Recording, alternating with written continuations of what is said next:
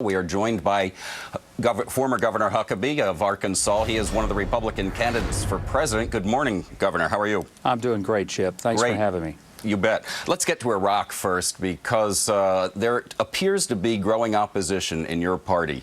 You've got people like Senator Domenici, Senator Lugar, Senator Voinovich, mainstream Republicans. These are not wild-eyed mavericks, saying that they have a serious problem, and some have really said they simply disagree with the president's approach to Iraq. You have said in the past that you think it can be a very risky thing for people to be publicly voicing their concerns about the war. Do you think that these Republicans are making a mistake, and are they endangering the troops? I don't understand why many of the Republicans and Democrats who voted to send David Petraeus, giving him a chance to execute the surge, saying that they would let him have until September before they evaluated it, now are saying, no, we're not going to wait till September. Now, truthfully, the Iraqi government is failing to meet its part of the deal, and we can't ignore that. But our military has not been given a full opportunity to engage in the surge. None of us like this war. None of us want to be there. We all want to get home. We want for it to end, at least for American involvement. But we don't want to do it until we at least have some sense that when we pull out, the situation won't be even much worse and something that we'll have to deal with again. The White House is discussing a post-surge strategy. This has been widely reported. It could involve a drawdown of troops. You have even suggested maybe we need more troops. If you were president, how would you handle the next step in Iraq? Well, more troops is not the ideal. More troops is only what I've said is that anything other than letting this situation get even worse. We are at war not with Iraq, but we are at war with a religious fanaticism that believes that church and state should be united, and united to destroy everything that does not accept its brand of religion. It's a very different kind of war than the typical geopolitical war we faced before, and I think a lot of people in the West believe naively that if we leave them alone, they will leave us alone. That simply is not the truth. Governor, there's a question kind of out of left field here, but I feel compelled to ask you. We had some news that developed overnight.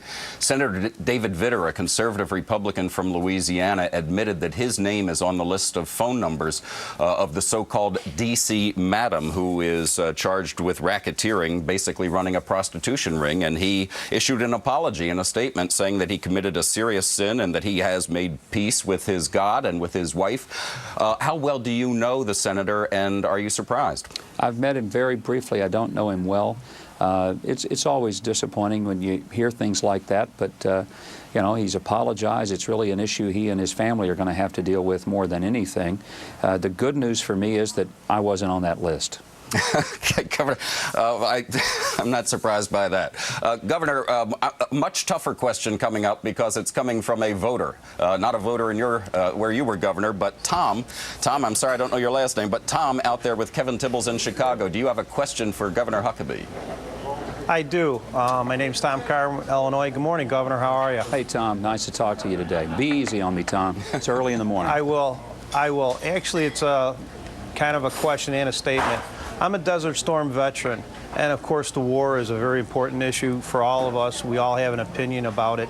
But I don't feel that America has done enough for the returning veterans, the disabled veterans, to getting them more back in the mainstream. When you fill out an application, it always asks if you're a Vietnam-era veteran to help employment. I think that we need to change that for all veterans to get them back. I'm a member of the union, and we have a program that's called From Helmets to Hard Hats to help these veterans. As President of the United States, Governor, what are you going to do to help the returning veterans, both the disabled ones and the ones that are not disabled, to get them back in the mainstream, to help their families along? Tom, what I've been talking about on the campaign trail, I think we ought to have a Veterans Bill of Rights that's clear, plain, simple English, and essentially it says this, that people who put on the uniform of this country and who make the ultimate sacrifice, are prepared to, should have first fruits of this country's benefits. And that means that until all veterans' benefits, health care, educational assistance, housing benefits that were promised, until every dime of that is paid in full, and that includes mental health, then no other expenditures can be made from the federal treasury. It's frankly an embarrassment that we've asked veterans to go to war, they've done their part, they come back, and then they're told to wait in line like they're picking up donuts at the donut shop standing in line for sometimes days or weeks, particularly as it relates to the mental health benefits, and that's unacceptable. I've seen it happen with folks who came back from our Guard units in Arkansas. I've seen it across the country. It's inexcusable. Tom, great question. Thank you very much. Governor, I have one more, and that is you have universally been declared the victor in the Republican debates by the pundit class here in Washington. People have just been wowed by your performance.